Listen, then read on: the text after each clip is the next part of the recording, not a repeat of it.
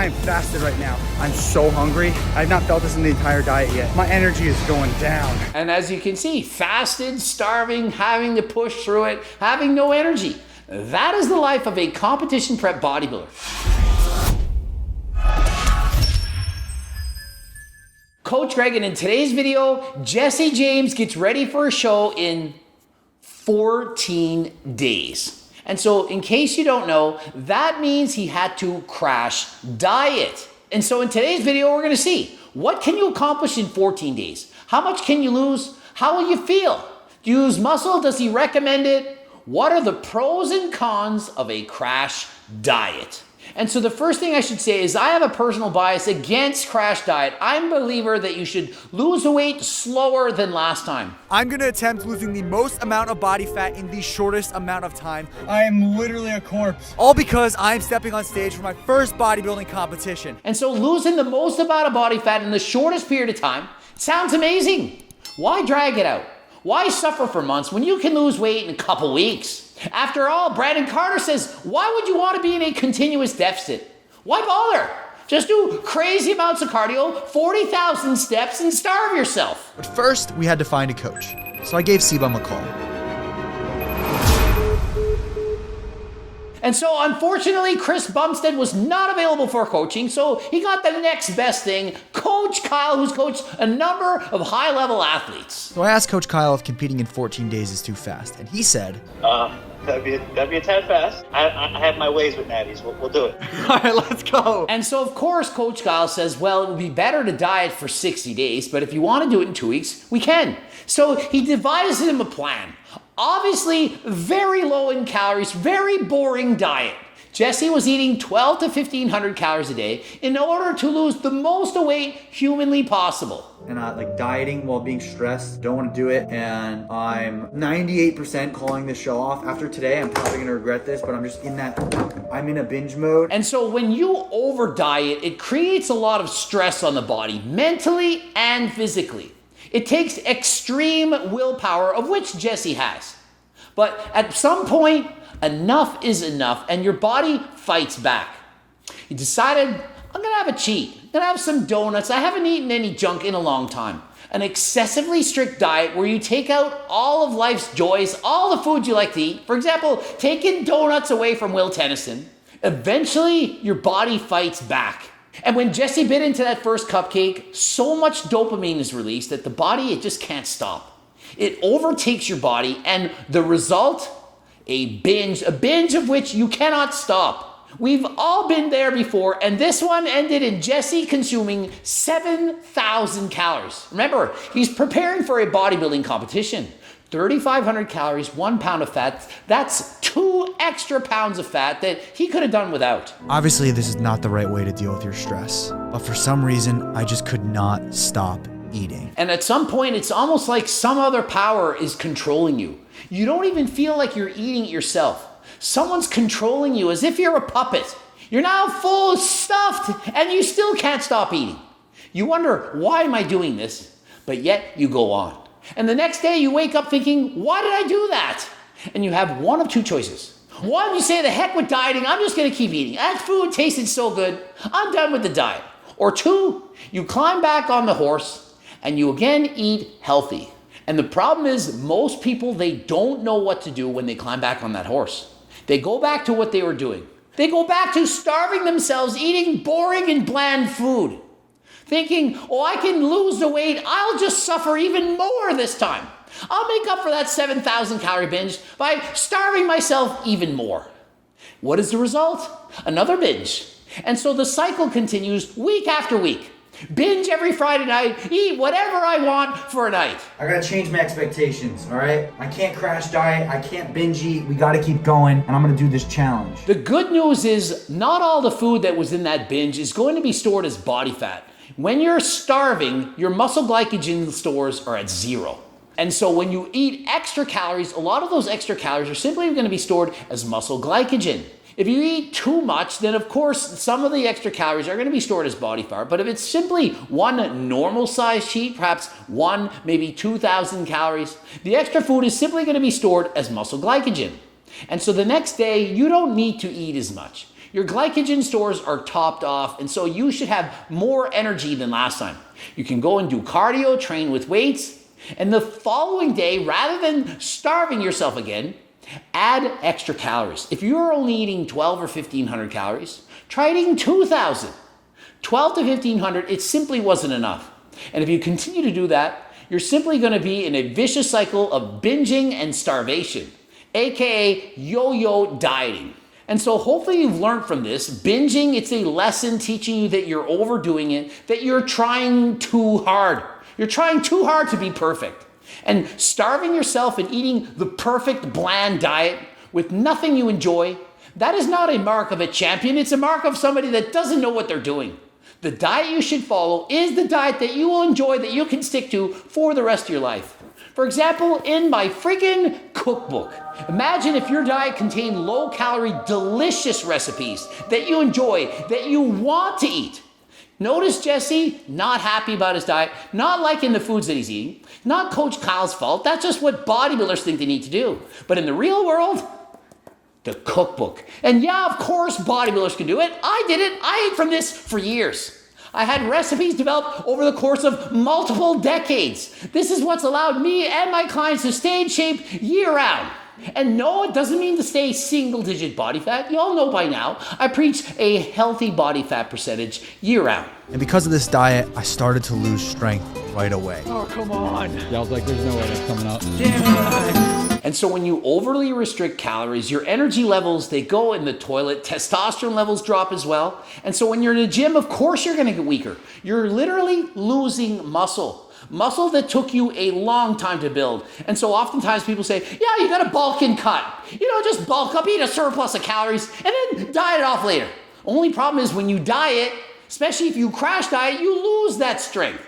Much better to main gain, slowly put on muscle, slowly drop body fat. That way you can build muscle, lose fat, both at the same freaking time. And so as you can see, guy's clearly struggling, having low energy. He's also losing strength. And let me tell you, if this happens to you, this is the picture perfect sign of what to do to increase your calories. This is a warning sign saying you've taken it too far. Anyone out there dieting, if you're experiencing this, you need to stop. You are quite literally, as Jeff Cavalier says, killing your gains. Crash dieting, it's killing your gains. Alpha Destiny, Brandon Harding, Vitruvian Physique. These guys suffering from low energy levels, starving, doing crash diets, and so they don't have the energy to train hard. The only way to get that back, up the calories, increase body fat, and then you can main gain. If you try to diet, try to maintain single-digit body fat, 99% of people, it's not going to work. You're too lean, you don't have the energy. It's not something you can maintain. Oh my God, amazing.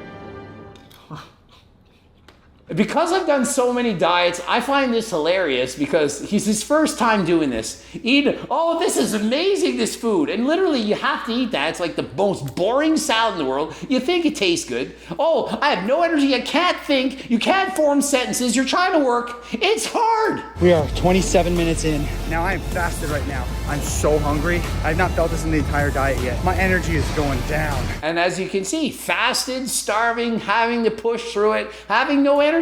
That is the life of a competition prep bodybuilder. But unless you're actually doing a show, Jesse has a goal, he's doing a show and then he's gonna gain body fat. If you're just doing this to get single digit body fat and you think you'll main gain it or you're doing it to be a cool on Instagram, it's not worth it. You'd quite literally feel like this every single day for the rest of your life, all to maintain a six-pack. In this diet mode, I literally was trying to do the intro and I could not get the words out of my mouth. Let's see what it takes to chain with... And just imagine, I was a school teacher dieting like this, showing up to school, had to be in a good mood and actually think of it, I'm a school teacher. Pretending, putting on a brave face. Oh, hi students, I have so much energy. What are we doing today in math class? Meanwhile, I'm thinking, I'm starving, I need to eat, and I need to go to the washroom every 20 minutes, and I have to wait till the bell rings.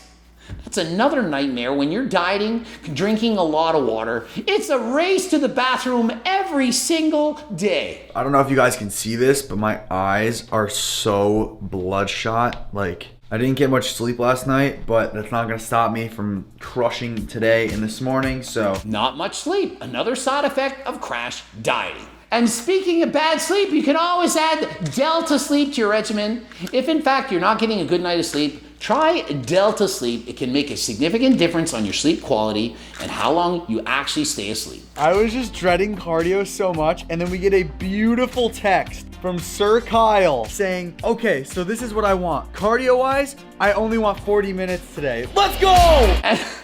And so imagine he's super pumped because he only has to do 40 minutes of cardio today. Most people are thinking, oh, I don't want to do 40 minutes of cardio. Jesse, he's dancing because it's only 40 minutes. But here's the thing. I like doing cardio. I enjoy it, but not when I'm crash dieting. When I'm crash dieting and I don't have any energy, I dread going to the gym. I dread doing cardio. I dread lifting weights. I dread standing up. I dread moving over. I dread turning my head around. I dread doing every single thing aside from eating. That is what it's like when you're crash dieting. I can feel myself being irritable, annoyed, maybe an annoying person to be around. I just can't feel emotion the way I did before the prep. Absolutely. You get hangry, you become irritable, and oftentimes people say, oh, it's them PDs you're on. Jesse is 100% natural, and notice he's irritable, he's annoyed. It's difficult. When you're hangry, that's a real thing. And so you might be thinking, oh, they're taking them PDs, it's making them act like a-holes. It's not the PDs, it's the fact that they are starving, they're in a calorie deficit, and their bodies are trying to tell them eat more. It's for your survival. Even your testosterone levels are going down because the body's thinking, no way should you be procreating at this time. There's no food, the baby not gonna survive. So what is another thing you can do if you are in fact over dieting? Perhaps you're a bodybuilder and you have to do it and I can't convince you to stop. Well, you can add G-Test to your repertoire. Look at the size of this bottle, 180 capsules. G-Test can help increase your natural testosterone levels. Hey, it's a lot better than jumping on HRT when you're in your early 20s thinking that will solve it. Rather than that, of course, fix your diet, get in the proper sleep, decrease stress, all that.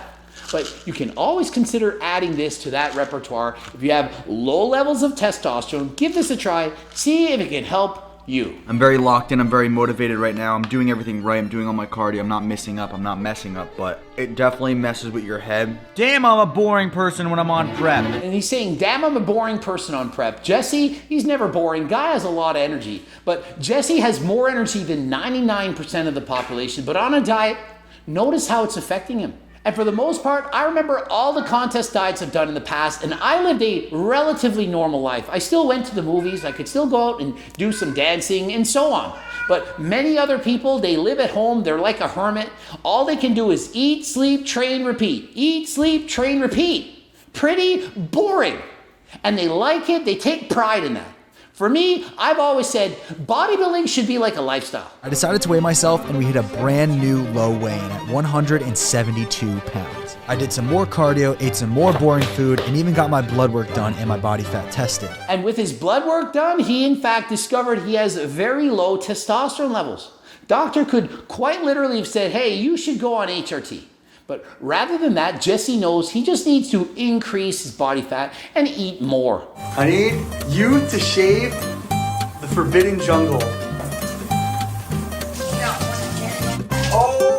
You're not showing that, Jesse. It's a bodybuilding competition, not a striptease. You're not wearing a G-string. I then met up with Anthony Mantello and Coach Kyle, and it was time to see the final results of this diet. And so obviously it's not good to crash diet, but Jesse did this as a challenge to do a competition, 14 days crash dieting, and he actually got in incredible condition. I would say far better than I would have expected. His starting weight was over 180 pounds after consuming 7,000 calories and lost 12 pounds in 2 weeks. Not all of that is fat. Of course, some is water and muscle, but he did lose a significant amount of fat. Looks incredible. And of course, stay tuned to Jesse's video as he shows how he did in the competition, how he looked on stage, and his thoughts on competing in his first ever bodybuilding competition.